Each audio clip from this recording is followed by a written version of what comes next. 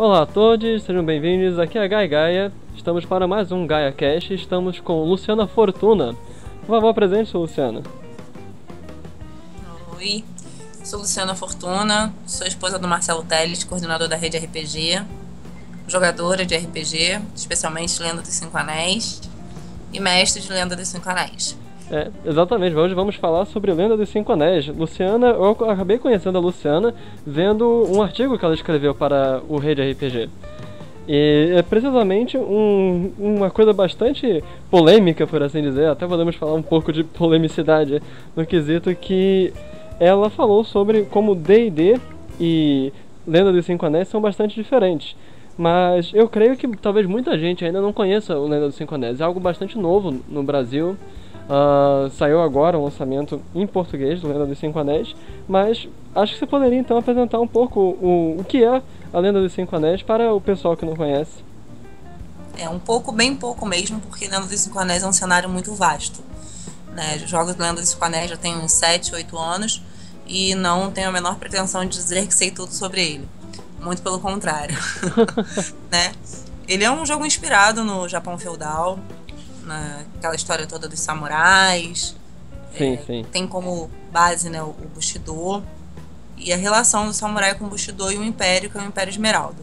O Bushido, especialmente, é aquela questão da ética do guerreiro, do samurai. Inclusive, lida muito fortemente com a honra, onde a honra de uma pessoa está acima de sua própria vida. Não só, talvez, a própria honra, como também a honra com relação à família. Isso, com relação à família, com relação ao seu clã, né? Em relação ao Império também, né? Tudo muito grande, tudo muito interligado, né? A questão da honra é o ponto alto do jogo, é o que faz ele realmente ser diferenciado de todos os outros jogos que tem essa questão de guerra, de clã, de combate ao mal, né? Tudo isso é bem diferente em Lenda dos Cinco Anéis.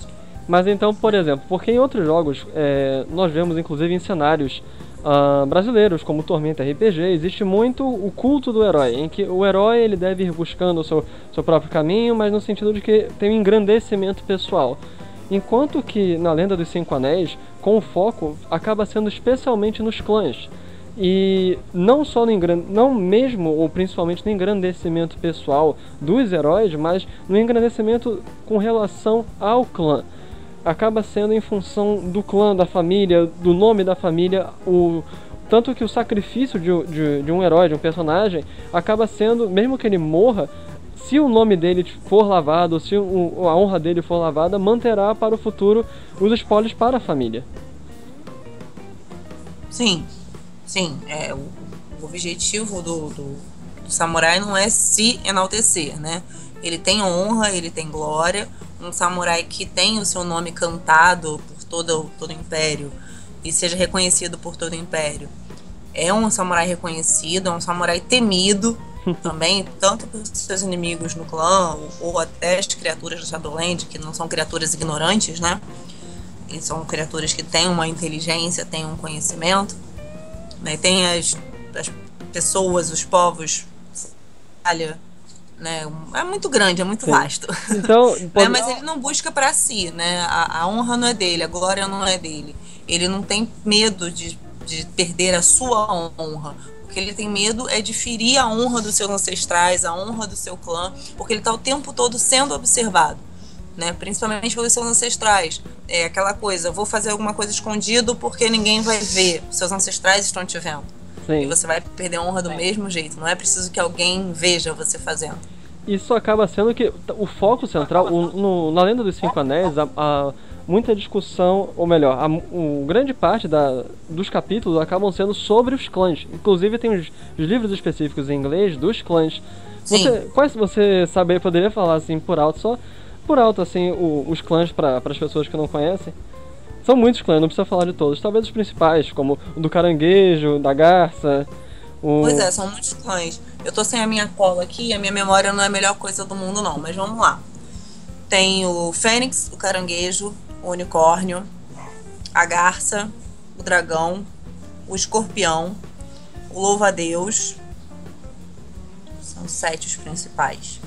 Eu devo estar esquecendo de algum. E é interessante que cada um desses clãs tem um foco específico. não só no personagem, tem um clã, por exemplo, que é específico para duelos. Normalmente eles são conhecidos por ganharem duelos, por se meterem em duelos. É o clã da garça, não é mesmo? Isso, o clã da garça. O clã da garça, a especialidade do clã da garça é o duelo, né? A escola do Kakita duelista, que é focado para duelo. Né? O clã do caranguejo, o foco do clã do caranguejo é cuidar da muralha. Então eles são criaturas mais pesadas, né? Eles normalmente são os maiores, tem as características em game, né? Que você pode falar, ele é o grande, ele é o largo, né? É o obtuso, que você faz com mais tranquilidade. Né? Tem o clã do dragão, que é o clã do equilíbrio. Ele não se mete em briga, ele só se mete em briga se for pra trazer o equilíbrio de volta. Tem o clã da Fênix, que é o clã mais místico.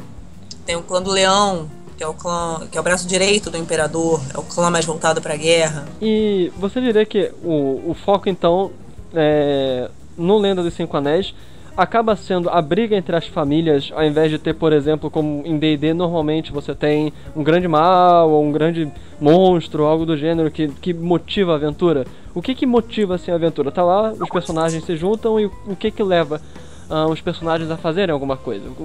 Qual é o grande foco? Esse é o grande barato de Lenda dos Cinco Anéis. Você pode reunir um grupo para combater um grande mal. Você pode reunir um grupo para salvar um império contra um clã. Você pode reunir um grupo para uma guerra de clãs. Você pode reunir um grupo para salvar uma cidade de um ataque de ronins, de gaijins. Você não tem um foco específico. Não tem uma única missão que você faça em Lenda dos Cinco Anéis. Você pode ter sessão voltada completamente para a área política, que é a área de corte que a gente chama no jogo. E você não vai rolar um dado de combate, você não vai puxar a sua espada.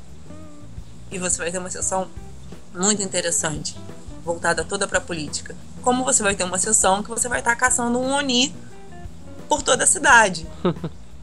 Não tem um foco, sabe? Lenda dos Cinco Anéis é muito, muito vasto, é muito amplo. Numa mesma campanha, você tem personagens voltados para a corte, você tem personagens voltados para o combate, e vocês atuam juntos o tempo todo.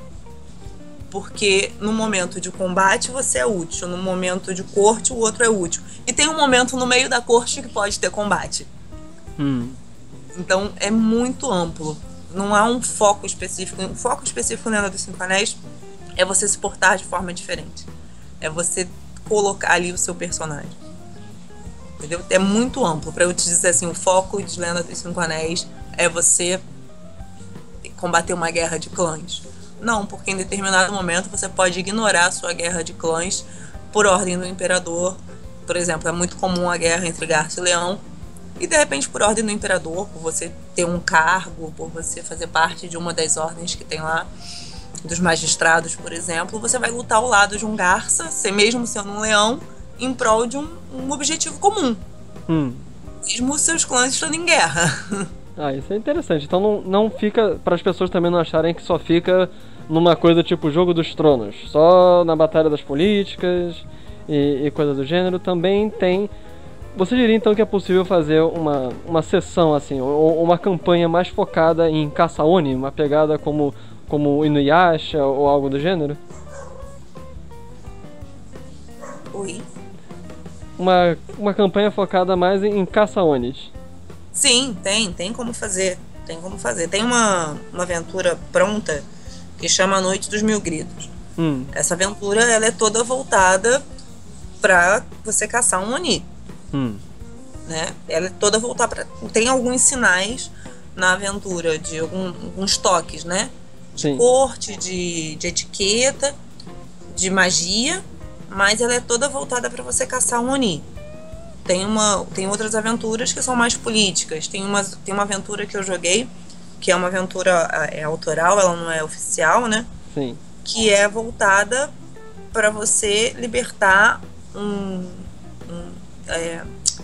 grupo de guerreiros, um grupo de samurais que estão numa guerra, que acham que estão em guerra até hoje, na verdade eles já morreram. Então eles estão no mundo espiritual. Ai meu Deus, esqueci o nome agora. Que tem o mundo espiritual, tem os nomes, tem o Yomi, né? E eles estão no Toshigoku. E eles estão presos no Toshigoku e precisam ser libertos de lá, né? Os ancestrais falam, a gente recebe essa missão e vai lá. É uma campanha completamente espiritual. O nome da aventura é Fúria Ancestral. Então são duas aventuras completamente diferentes. Você pode fazer uma aventura para caçar Oni, você pode fazer uma aventura política, você pode fazer uma aventura com toque espiritual, com toque, né, mais de magia. É muito, muito versátil. Isso é bem interessante. E isso nos leva, então, agora que nós já devidamente apresentamos o Lenda dos Cinco Anéis, acho que podemos então falar da questão do seu artigo. Claro. Que foi Lenda dos Cinco Anéis não é D&D com katanas. O que você tem a dizer sobre isso? É polêmico, né? Ah, muito. É polêmico, até porque para as pessoas jogadores de D&D que começaram jogar RPG jogando D&D, alguns citaram na internet, outros não, que é uma coisa pejorativa. Mas não, longe disso, né? Sim. Longe disso. Porque quem não reconhece a importância de D&D tem que estudar um pouquinho. Ah, com certeza. Não existiria Né? o RPG como nós o conhecemos sem D&D. Exatamente. Mas o que acontece?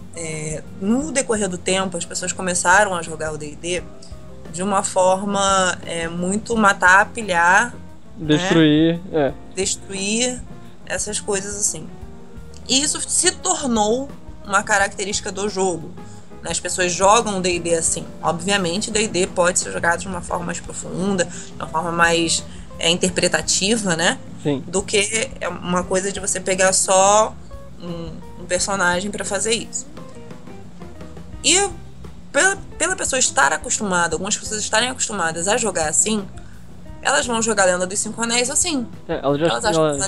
Elas já chegam assim, meio que conformadas a seguir esse mesmo modus operandi, essa mesma maneira de agir, e aí vai repetir isso mesmo no cenário do Lenda dos Cinco Anéis.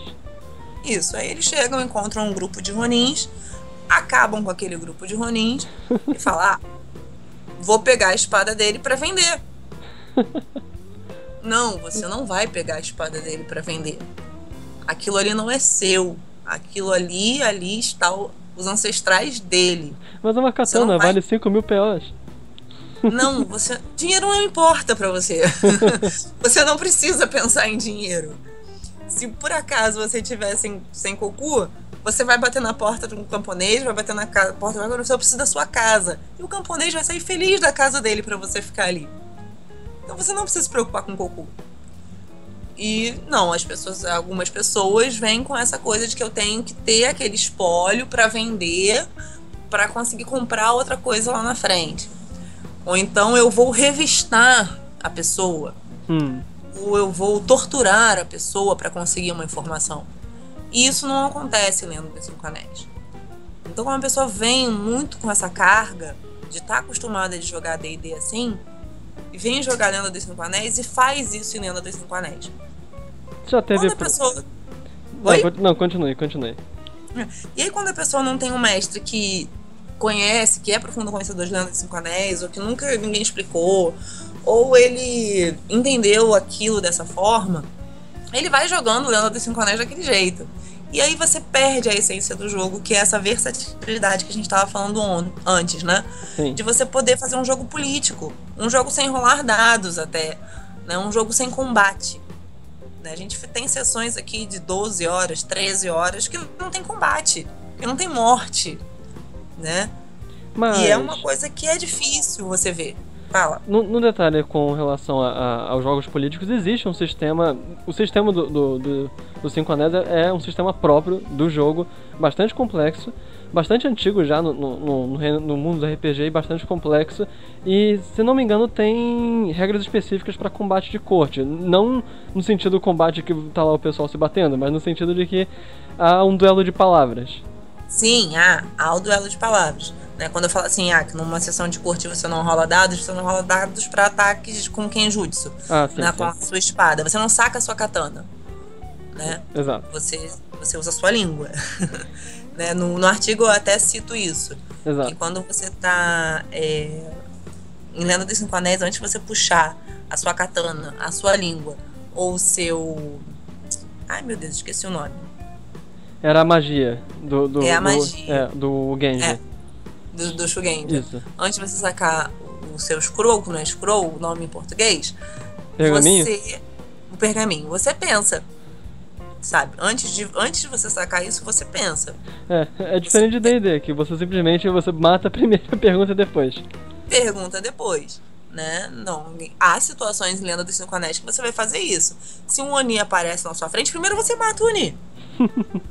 Depois você vai ver de onde o Oni veio. Obviamente, essa é uma situação. Agora, se você cruza com um grupo de samurais, primeiro você vai perguntar, primeiro você vai se apresentar, primeiro vai ter toda uma conversa, e você pode sair dali e primeiro ter que consultar outra pessoa antes de vir resolver seu problema com eles. Né? Que é o caso do duelo, por exemplo. Quando você é desafiado por um duelo em Lenda dos Cinco Anéis, você não pode aceitar esse duelo de imediato. Você precisa de autorização do seu daimyo. Né? Você não vai sair se estapeando, trocando katanadas com o adversário. Porque você não é dono de você. Sim. Né? Você não é dono de você. Você precisa de autorização do seu daimyo. Você já teve alguma situação, assim, muito exagerada ou problemática exatamente com esse conflito de modos de jogar? Já! Alguma coisa que pode ser contada é confidencial para não dar problema para os jogadores. Pode ser contado. A gente estava jogando e a gente estava... A vila, né, uma vila que estava próxima, estava sendo atacada por criaturas estranhas. A gente achou o grupo onde era o QG, né, dessas criaturas. E a gente tinha que se aproximar com calma, porque eles eram muitos. E nós éramos 5, eu acho. E primeiro a gente precisava saber o que era, o que estava acontecendo, para depois a gente ver como é que a gente ia agir. Aí tinha um personagem que tinha um nível de stealth altinho até, e falou, eu vou lá ver o que é. Eu vou me aproximar. Assim, olha, é um descampado, tem uma árvore e outra. Tem certeza que você vai fazer isso? Tenho certeza que eu vou fazer isso. Aí ele foi, com o stealth dele alto. Tá bom. Conseguiu se aproximar. Aí ele resolveu se aproximar mais um pouquinho. E ele foi percebido. E ele morreu. Entendeu? Ele morreu. Recentemente eu tava mestrando no encontro da rede RPG. Era a primeira vez que o menino tava jogando. Ele fez um samurai do unicórnio. E a gente cruzou com os samurais da garça, mercadores da garça, que foram atacados por um Oni. Ele queria perguntar pro samurai da garça por que ele estava sendo atacado por um Oni. Que era muito estranho aquilo, mercadores estarem sendo atacados por Oni. Ele sacou a cimitarra dele e colocou no pescoço do samurai. Por que ele fez isso?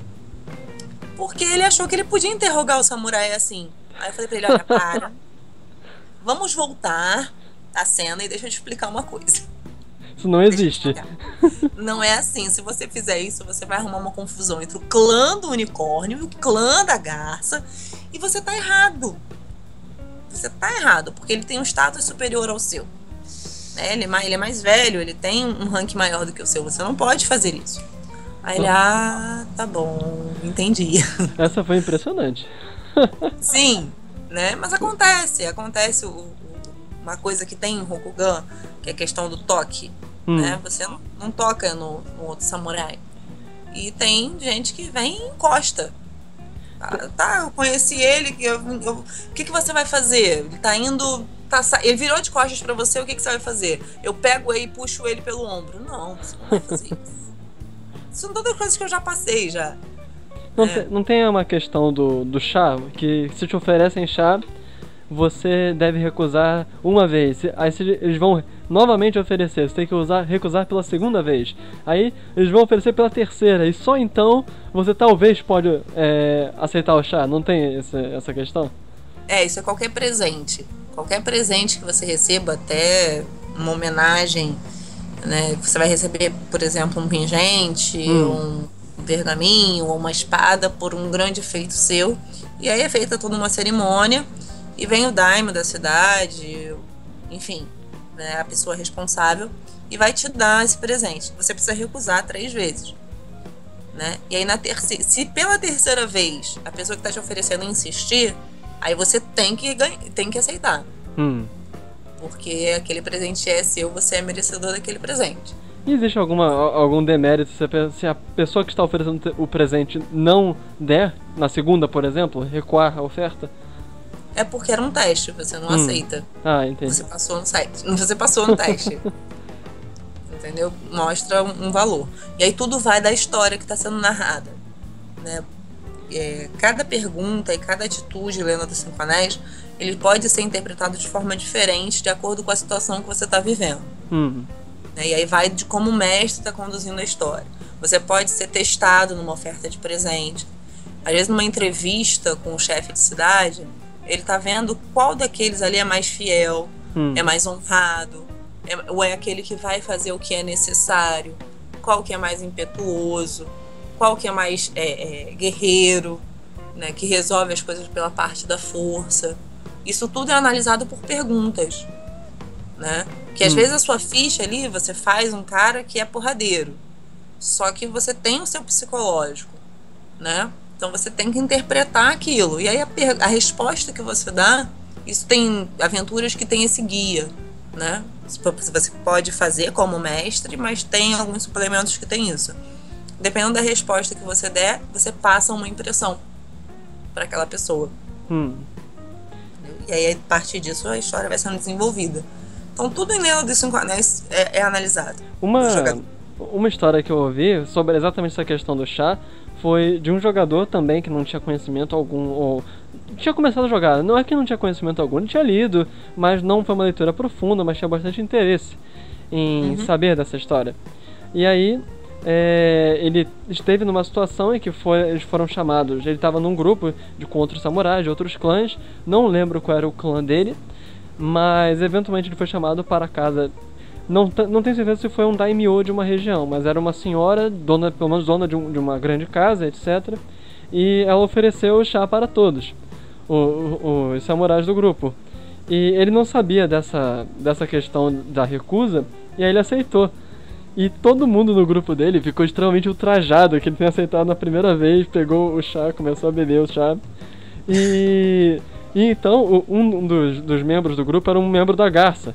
Ele falou, eu te desafio para um duelo. Isso você ultrajou a senhora, dona da casa, assim, de uma maneira inaceitável. Eu te desafio para um duelo. E, sendo a Garça, o cara da Garça exterminou o jogador iniciante. Ele foi desintegrado. Ele chegou no primeiro golpe, que era uma sequência de 3 ou 4 golpes de katana. O cara já estava morto antes de ele terminar a sequência de ataque. E foi relativamente engraçado ver isso, saber dessa história, mas é meio complicado, porque o que você fez de, por exemplo, refazer a cena e deixar que um jogador possa refazer, porque o jogador não tem como saber, é muito diferente dos cenários normalmente jogados. Um jogador de D&D, esse era um jogador de D&D que não tinha começado a tentar ver a questão da Lenda dos Cinco Anéis, ele não está acostumado com esse tipo de jogo. Então, eu achei bastante irônico. E tem um recurso que você pode usar, que a gente chama no jogo, que é de salvar a face. Normalmente ele é utilizado quando o seu daimyo, o seu superior, ou algum samurai de rank mais elevado que o seu, comete uma falha. Você se interpõe nisso para salvar a face dele, para que ele não perca a honra, né? Para que ele não fique mal falado na região. Né? Um exemplo foi o daimyo da cidade teve a filha morta e ele se desesperou, ele começou a chorar, né? Ele demonstrou emoção. O que um dos jogadores fez? Se colocou na frente dele e falou: o senhor exagerou de novo no saque, vamos voltar à sua casa. E conduziu ele à casa sem encostar nele, de volta para dentro de casa, para que ele pudesse viver aquele luto. Então, perante o povo que estava ali assistindo aquela cena, ele não perdeu a face, ele não demonstrou emoção. Ele estava tomado pelo saque, entendeu? Você salvou a face de alguém. Então há essa possibilidade. Sim. Né? Você não precisa sair desafiando as pessoas pro duelo porque eles têm falha de etiqueta. Né? Você pode inclusive explicar, falar: olha, não, ele é novo, ele acabou de passar pelo Genpoku, ou ele está animado pela campanha que estamos fazendo, pela nossa missão. né? E você salva a face do seu amiguinho, do ao seu invés de matá-lo. companheiro. Nessa situação. E a sua também, né? Porque se você tá andando com ele, ele pode, assim, uma atitude de um samurai que tá com você pode refletir em você. Mas aí você salva a face e fica tudo bem. E nessa situação, se ele tivesse cometido esse tipo de gafe de forma consciente, seria algo suficientemente grave a ponto de que ele não precisaria. O samurai da garça nem precisaria falar com o Daimyo para desafiá-lo para um duelo até a morte? Ou ainda mesmo assim. Desafiar ele para um duelo até a morte, ele poderia desafiar. Né? Ele não poderia conduzir o duelo. Porque ele precisa da autorização do Daimyo. Porque aquele samurai que ele matou tem um daimyo. Sim. Ele é propriedade de outra pessoa. Você não pode ceifar isso sem a concordância dos dois daimyos. Os dois daimyos concordam com o duelo. Eu convoquei um duelo porque ele ofendeu a honra da senhora da casa tal. Ah, tá, tudo bem. Aceito. Aí, aceito. E vai. E ainda tem a opção de, se ele reconhece que seu oponente é superior a você, você recusa o duelo. Sim. Você não precisa ir até a morte. A gravação ficou. Com isso. A gravação ficou um pouquinho ruim, mas pegou pelo menos o final. Mas basicamente, então, se for reconhecido, então, que o duelo ele deve acontecer em função de uma disputa de honra, então, e se os dois daimyos de ambos os samurais concordarem, o duelo pode proceder. Pode proceder. Pronto. Mas ainda que procedendo o duelo, você tem algumas opções para você não morrer em duelo. Tá? Você declara um duelo de primeiro sangue. Primeiro você recusa.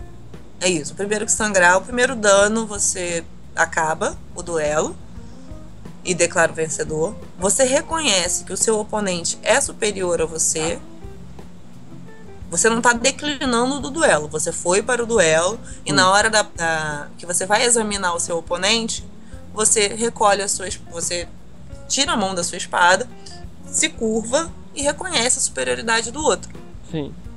Entendeu? E aí você ganhou o duelo. E o duelo até a morte. Mas o duelo até a morte, ele é por uma coisa muito pesada. Sim, sim. Muito, muito, muito pesada. Né? Não seria por um chá.